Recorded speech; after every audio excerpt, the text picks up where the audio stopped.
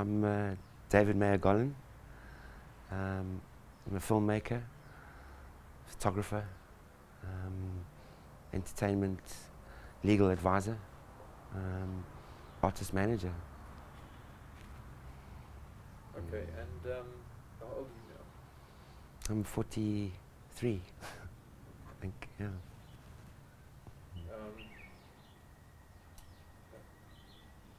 How did you meet Peter Magubane?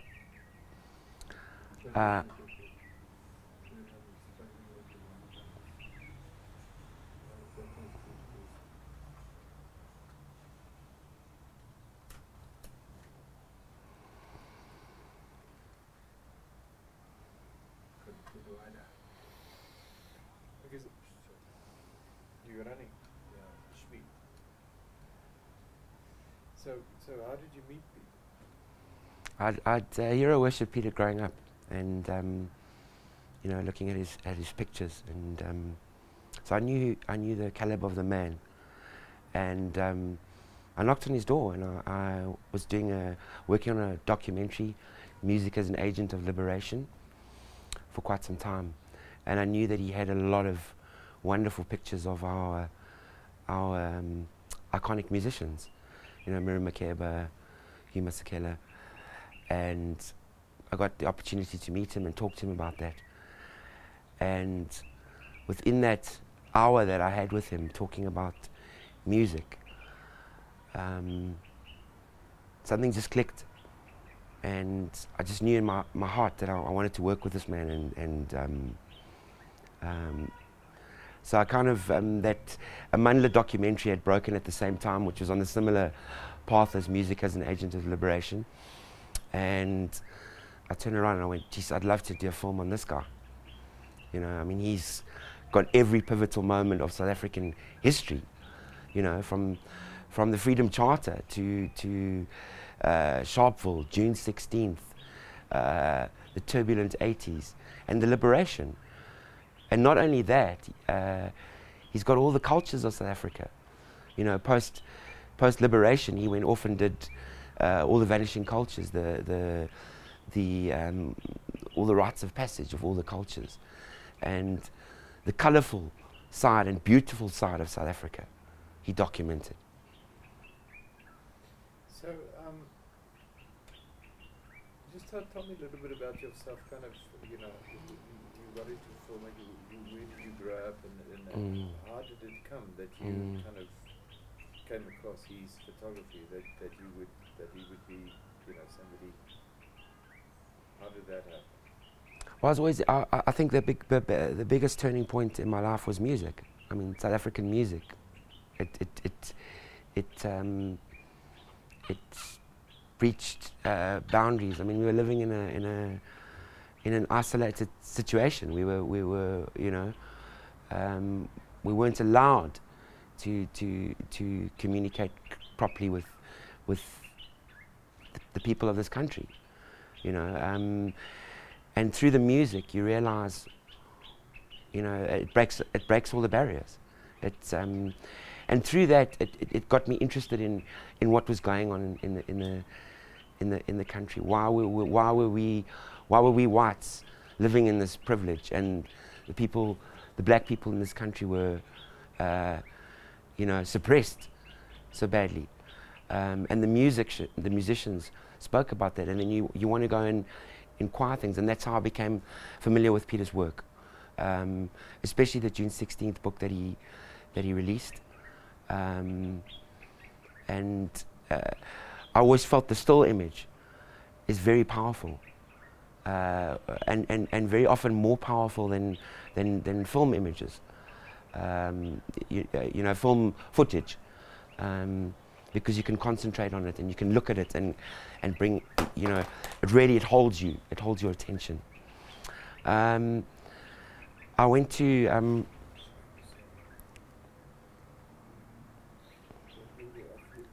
Let me just continue there. So, yeah. So you grew up, you know, with an admiration for the guy. Just tell me a bit more about that. You know, how did that? how did it, you know, that come to you know, the point that you kind of knock it? How did you know he lived there, or you know, just kind of take me to the moment you've admired him, you kind of arrived there and met him, and Yeah. what happened after? My brother Andrew knew him well and was his and he said to me, no, well, he lives in Melville, you know, knock on his door, talk to him. He's a wonderful guy. And I was scared. I mean, Peter Magubane is a force. You know, he's a powerful individual. You know, you kind of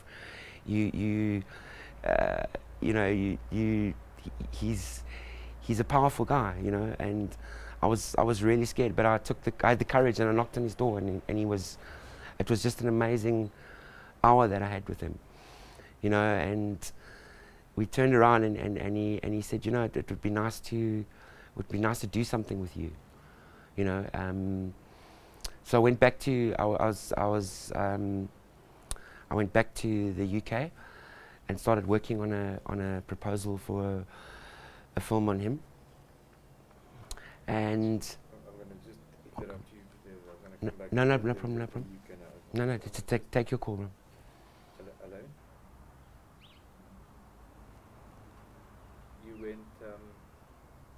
You went to London, or you went overseas? Yeah, I went overseas. Yeah. Okay, so you went overseas, and so how did you get back to him? He said I went overseas and I did what I was basically had learnt to do in Los Angeles when I worked as an entertainment legal clerk in a law firm there.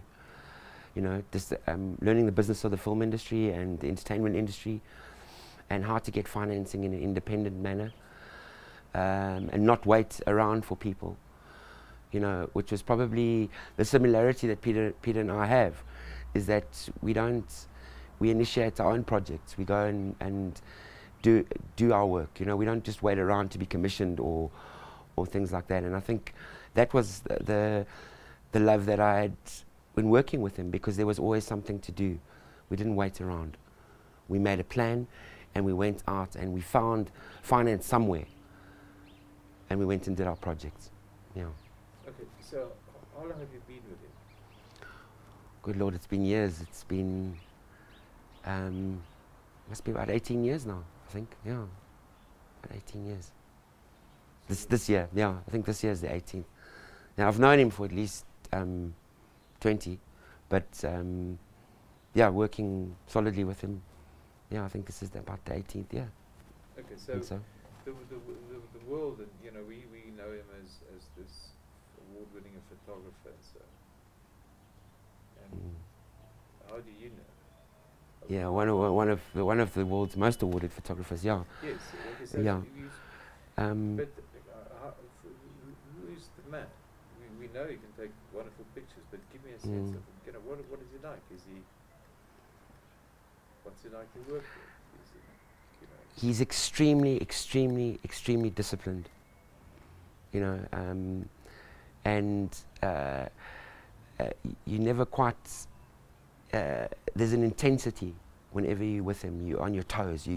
He's got that presence where you know, you behave yourself. You know, and but he's got a hell of a sense of humor. He's got a great heart. I don't think I've ever met a man with his strength and resilience and character. I mean, to me, he's an elevated human being. You know. Can you you told us some kind of situation, but can you trust him with your life? Absolutely. Absolutely.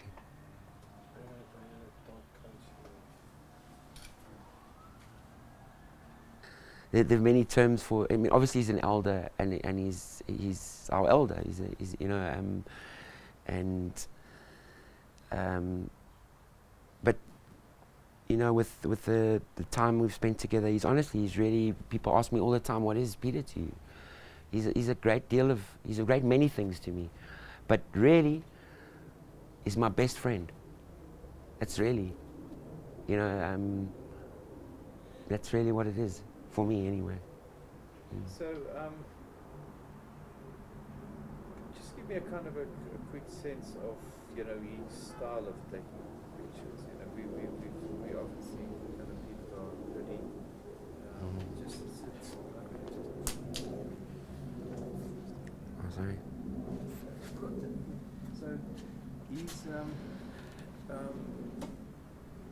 when he goes about taking pictures, what is his approach to? What makes Magubane different to a lot of photographers is that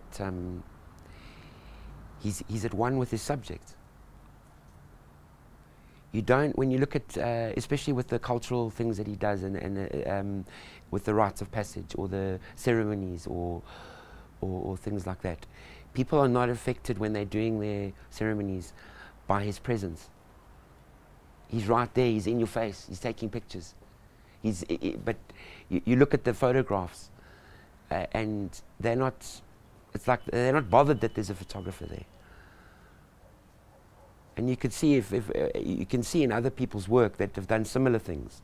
There's a kind of like rigidness or stiffness in the. It's almost like it's posed, but with him it's not. It's the real thing. It's action. It's what's happening right then and there. That's what you're getting. You're not getting anything that's posed or set up with him.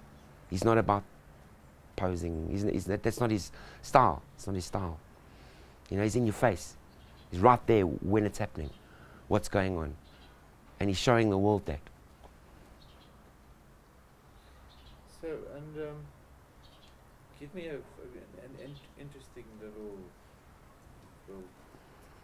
quirkiness or something funny that you've worked with him so many times. I'm sure you share a lot of funny or humorous or. I mean, tell me the story when you met the RV beer. Oh, there's so many stories, but yeah, that sticks out. I mean, that was Peter Magubane. That's him knowing how to get the images he wants. He's just got that style. So anyway, we were in Ventersdorp, and yeah, Tevez was there as well, and it was the Eugene de Blanche, the trial of the guy that murdered him.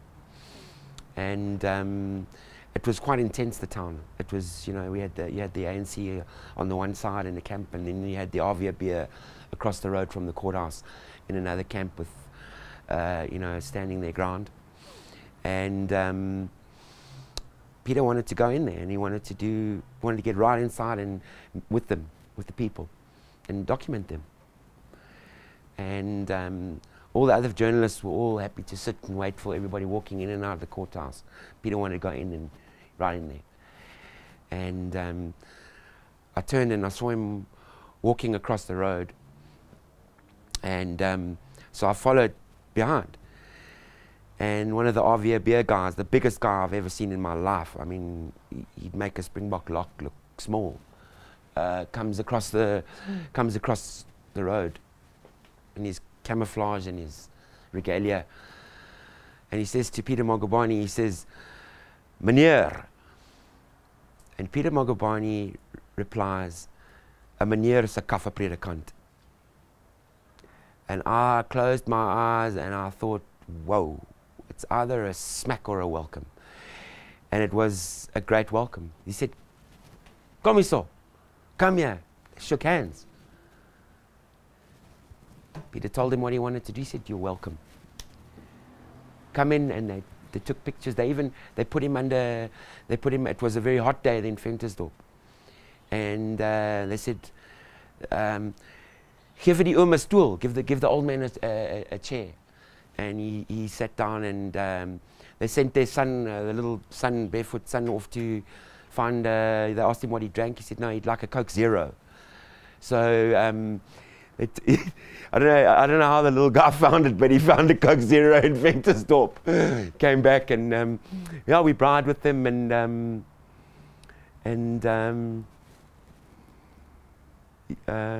Peter got what he wanted. He got his pictures close, not from a distance, not shooting from a distance with a long lens, right there with the people. and he documented them. That was an amazing thing, you know. And then we had a nice braai with him. So it was interesting. And then the one thing I asked the one guy, I said to him, so wie haat jy die meeste, die swart mense of die Engels? And he says to me, so it's basically, which is, who do you hate more, blacks or the English-speaking people? And he says, it's pretty much 50-50. So he puts his hand on my shoulder, it's pretty much 50-50. So I thought, okay. I was grateful to have a little bit of attempt at speaking Afrikaans, which is, I think, helped as well. Yeah. Right, so you showed me that picture of him in the sidecar. Yes. So, Yeah. so tell me about what went on. We were doing a lot of work at the time with one of the banks, corporate banks, and they had got the opportunity to do an exhibition in Prince Albert as part of that tour, and quite a lot of other things, which is great because we were working on his Afrikaner project, you know, his book on the Afrikaners. So we got to go to those areas and then also to Oudtshoorn, to the Kuns Festival there, and Peter and I in 2009 had been, cash was a bit tight for us with regards to the projects that we wanted to do because of the recession, and we'd just been really put in a bad position by someone who you know was keen, and then with the recession they said, no, sorry, we can't do this. So he says to me, we need a sidecar. I'll take your camera and I'll carry the cameras. We'll save so much petrol when we go to Mutsi or Groblersdal or wherever. It's me and you. You driving in the back. So a couple of years later, in 2014, I saw this couple in Prince Albert with the bike and the sidecar. And it was a little joke between Peter and I, and we used to giggle about it. And he said, hey man, check the bike. So I said, yeah. He said, we asked the couple if we could, you know, get in the bike and you know, get a picture, and they were really cool. They said, yeah, for sure. And then we got to the exhibition in the bike, and he got out and went in and did his exhibition opening. Yeah, it was just those little things, you know, when we had a little joke or something, we tried to kind of live it, you know. Okay, so why is it important to tell his story? Because of what he has achieved, because of what he did, and under tremendous odds. That is one of the greatest, one of the things I respect about the man the most. He operated in a time where he wasn't. He operated apartheid and all. He didn't let apartheid beat him, put him down. He rose above it. He was beyond it. And at the same time, he showed the world how apartheid operates. He showed white South Africa how apartheid operates. You can see it. A picture speaks way more than 1,000 words. Nadine Gollam has said about Peter Magubane, she said, I'm jealous of Peter. He takes one picture and I have to write more than 1,000 words to explain what is in that picture. And he did it, apartheid and all. Detained, house arrests. He has the record for solitary confinement. I don't know if you're aware of that. 586 days in solitary confinement for taking pictures. And Mrs. Mandela pointed that out to me. She said she did 491, or I stand under correction, but Magubane has the record. 586 days of solitary confinement. Shot 17 times with rubber bullets. Interrogated in John Foster Square. Made to stand on bricks for 4 days and 4 nights. Drink coffee till he urinated blood. His friends and family killed. But he doesn't hate. Doesn't hate.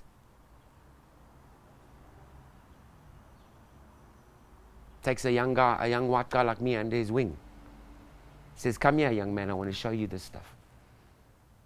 We can work together." That's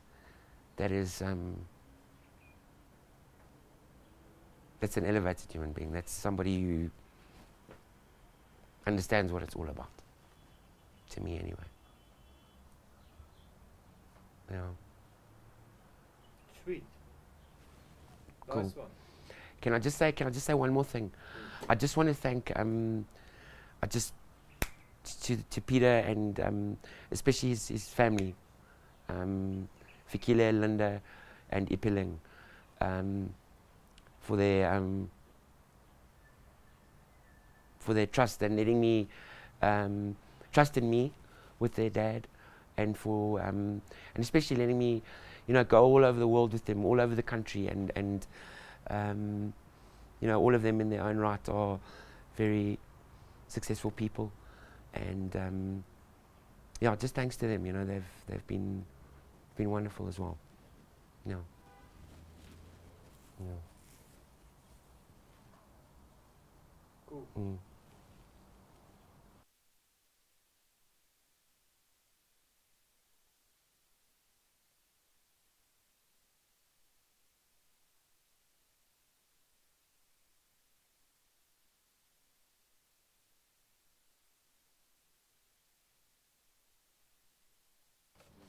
So I'd like to, if